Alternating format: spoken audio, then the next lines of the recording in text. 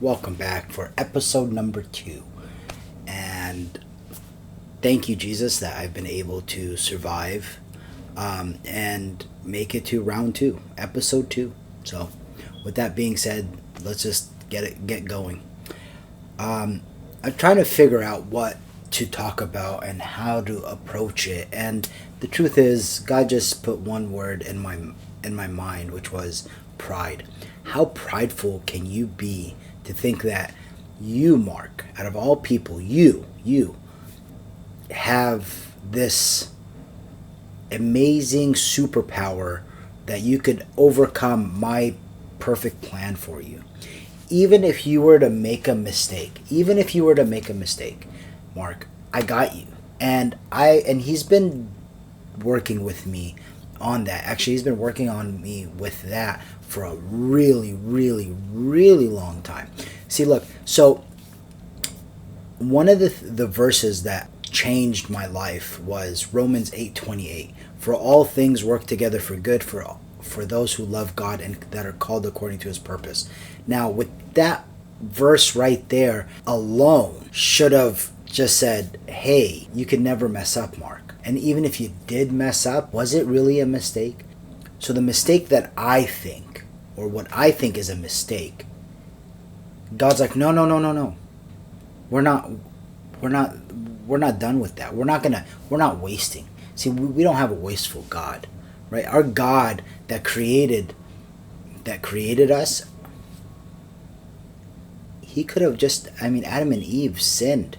He could have just went bloop, erased and start over again, but he didn't. He used that, right? And not just that, we don't serve a wasteful God. Our God is so amazing that he uses what we deem as a mistake to put us back on track, to put us where we need to be. You see, because when it comes down to it, how prideful can I be and say, I messed up God's perfect plan for me, right? And then I start realizing, wait a minute, he sits high above the heavens. He's the beginning and the end.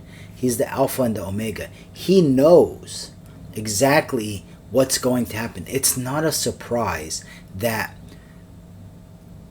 what I'm going through right now and the mistakes, what I seem as a mistake in today's world, or how I fall short, it's not a surprise that God has used me and used those mistakes during these times, because there's numerous of times I've made mistakes, and whether if it's in business, relationships, right?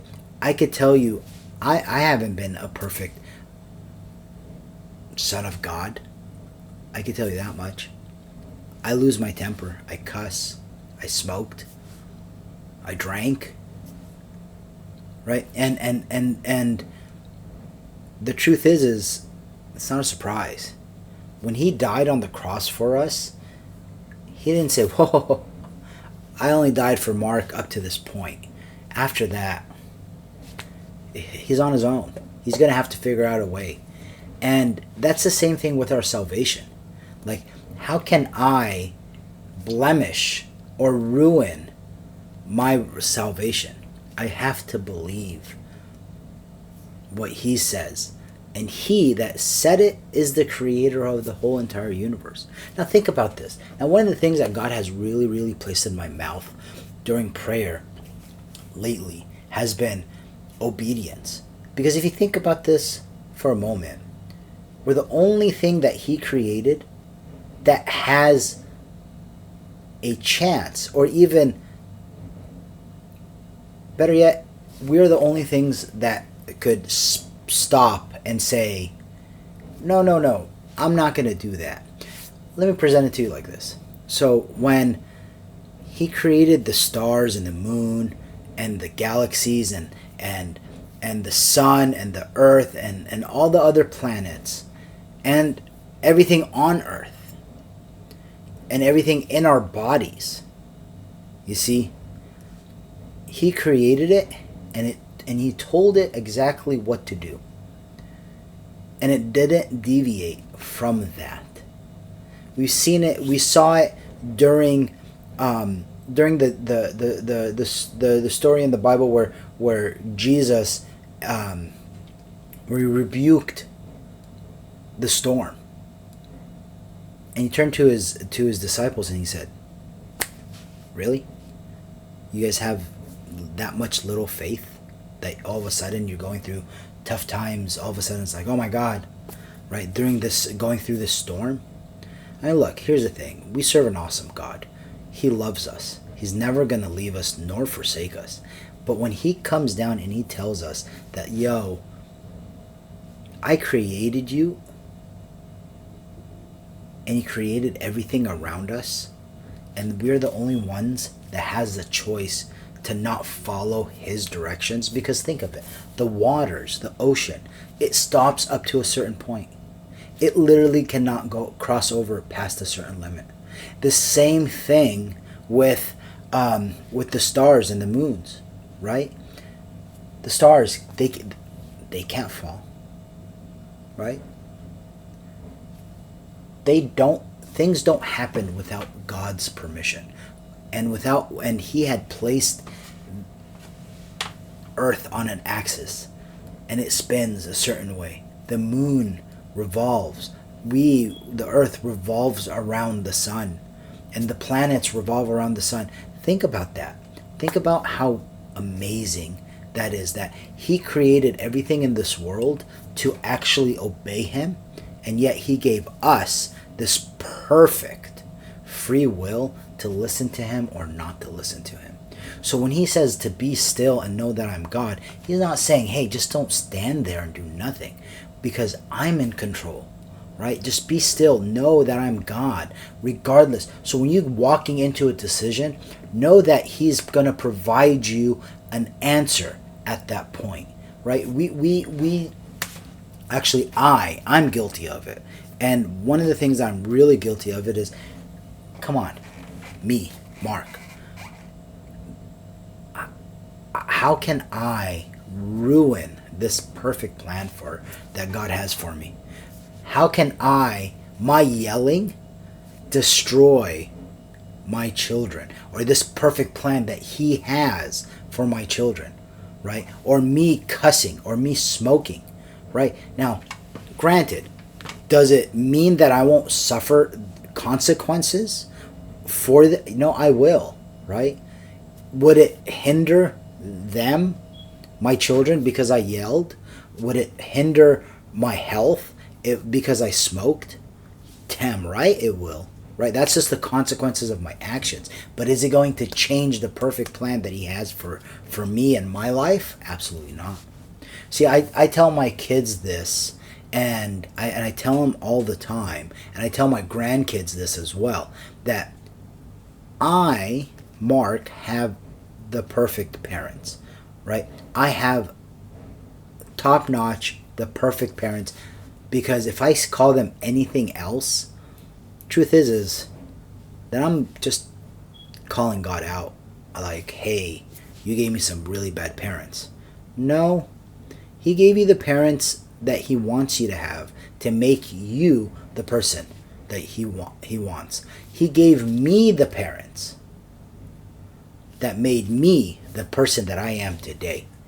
And my children have me and their mom. Well, Mark, what about kids that don't have parents?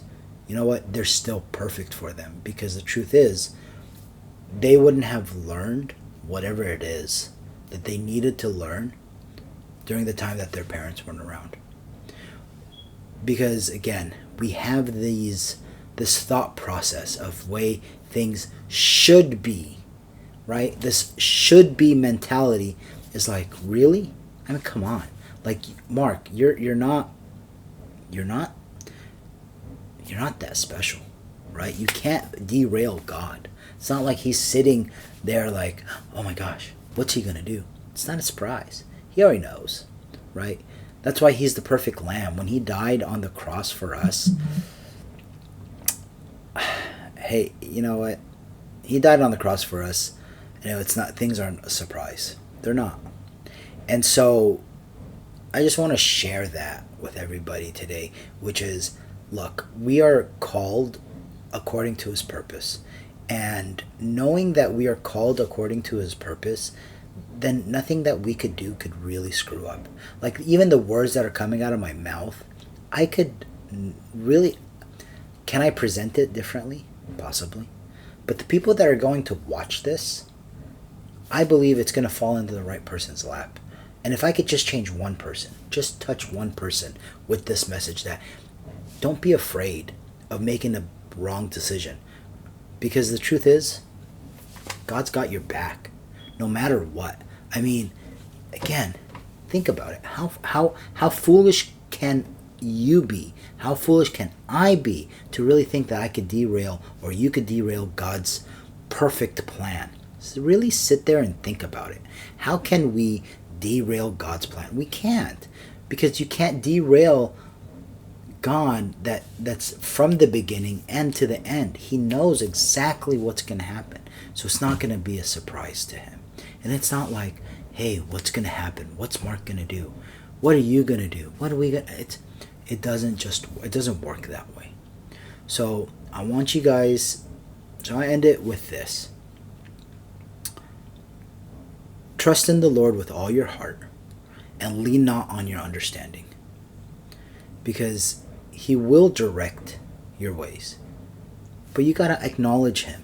See, that's the thing. We got to acknowledge that God is in control. And we give it back to us. He literally, all he wants is a relationship with us. He wants us to be connected with him. And so, remember that. God's in control. Nothing that you could do can throw him off for a loop. But at the same time, don't be afraid to make a mistake.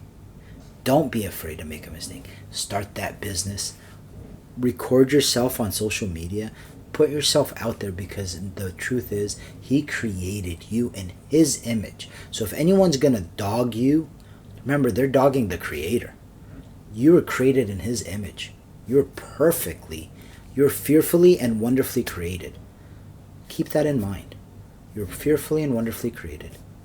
So, with that being said, thank you very much for joining me on episode 2.